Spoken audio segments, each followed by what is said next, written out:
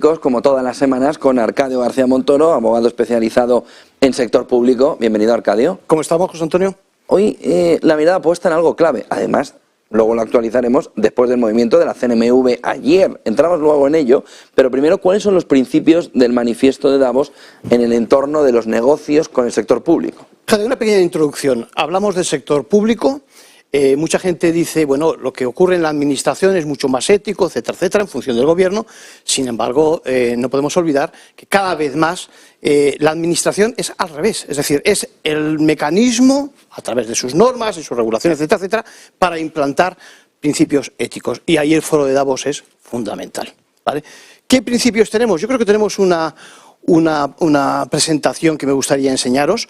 El principio básico es: no solo la compañía está por proteger a sus shareholders, sino también a sus stakeholders.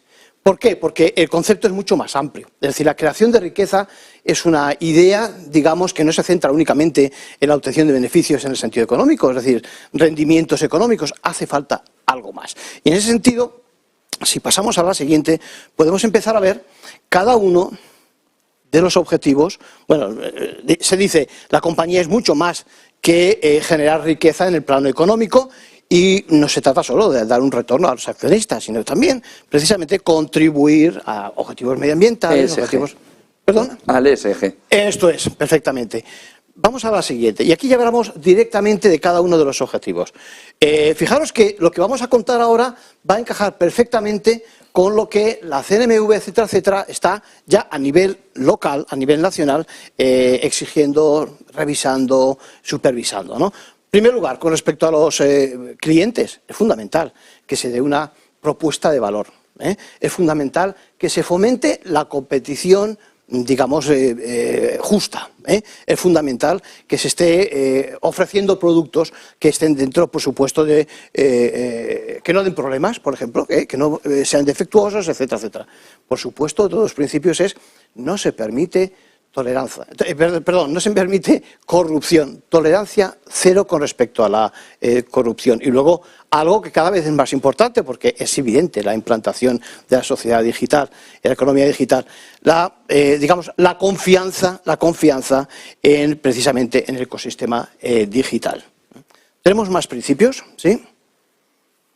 Por ejemplo, con respecto a la gente, hay que respetar al propio trabajador, a los propios empleados. Y, por supuesto, promover la diversidad, favorecer que suban todas sus, digamos, cualidades y sus competencias. Y también no hay que olvidar tampoco a los suministradores, a los proveedores. Los proveedores tienen que tener, por ejemplo, también una posibilidad de acceder a su mercado cuando son nuevos proveedores que intervienen en el mercado. Es decir, por lo tanto, no se bloquee la entrada. No se bloquee la entrada. Es decir, se trata de, al final, de aplicar, digamos, un concepto donde la empresa, como decíamos al principio, no solo se enfoca en la parte económica. Por ejemplo, un detalle, y lo dejamos ahí, es decir, el respeto de los derechos humanos en todo lo relacionado a la cadena. Es decir, no puede ser que en el último eslabón sí que se respete, estemos en el primer mundo, si quieres que lo digamos, pero que, sin embargo, algunos de los componentes vengan de un sitio donde se ha producido, pues eso, esas transgresiones que muchas veces todos conocemos.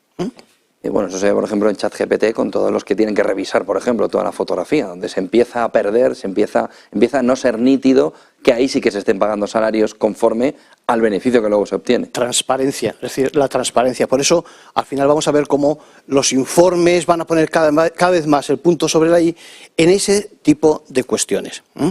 ¿Qué es lo que dice la CNMV? Pasa un poquito más adelante. La CNMV lo que ha hecho es que por segunda vez ha publicado, justo ayer, el informe donde vemos cómo se traduce en la práctica precisamente estos principios. Y aquí yo creo que hay que destacar varios aspectos. En primer lugar, habla de buenas y de malas prácticas. Repito, segundo informe, es decir, estamos hablando de filosofía, digamos, relativamente moderna y, sobre todo, implantándose hace prácticamente nada en las empresas.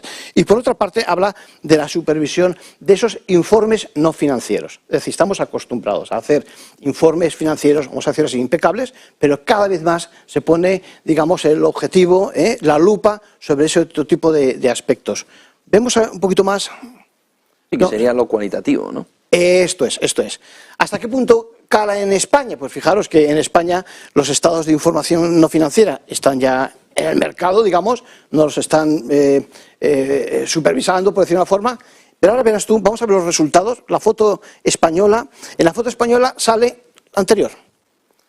Sale precisamente que solo un emisor ha tenido salvedades en el informe de verificación. Esto es textual, ¿vale? Y si vamos un poquito más adelante, nos damos cuenta cómo, a ver, vamos con la siguiente. Al final han salido 20 recomendaciones y, sobre todo, 13 requerimientos.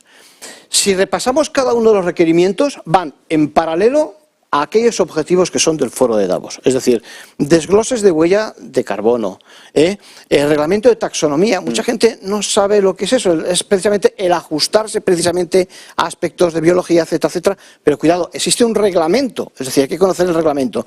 Volvemos a la idea que decíamos antes, en otras ocasiones, es decir, que el proveedor de la administración, la empresa, por supuesto estas son cotizadas, tienen que ajustarse precisamente a las condiciones que nos están exigiendo en la normativa, ¿no?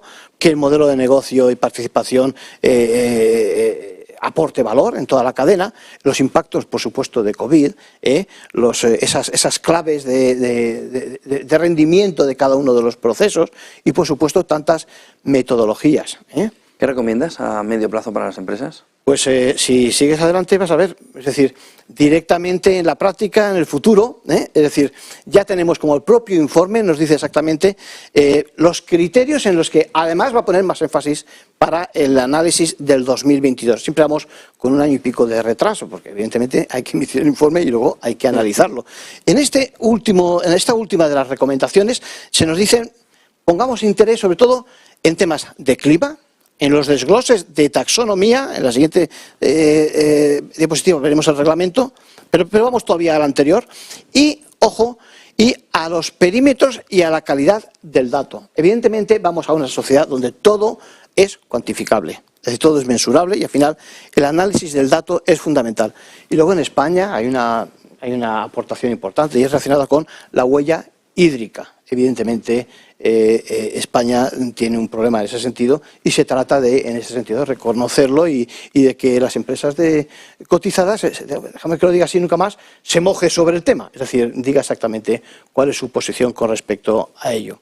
Si vamos a la siguiente diapositiva, vemos, por ejemplo, el reglamento de taxonomía, que es fundamental. Es fundamental que sepamos exactamente y que le digamos a los inversores si una actividad, la actividad que estamos desarrollando, es medioambientalmente sostenible. Bueno, no es nada nuevo últimamente, pero evidentemente se está elevando cada vez más. Es esa parte en la que decimos que cuaja en España, se aplica ese influjo que es la filosofía de Davos, ¿no?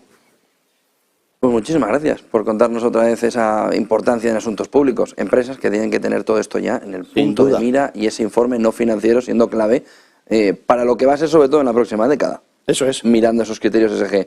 Arcadio García Montón, abogado especializado en el sector público. Buen día y buen negocio. Público. 18 de la mañana. Hasta aquí este tiempo de Business Connection. Viene todo muy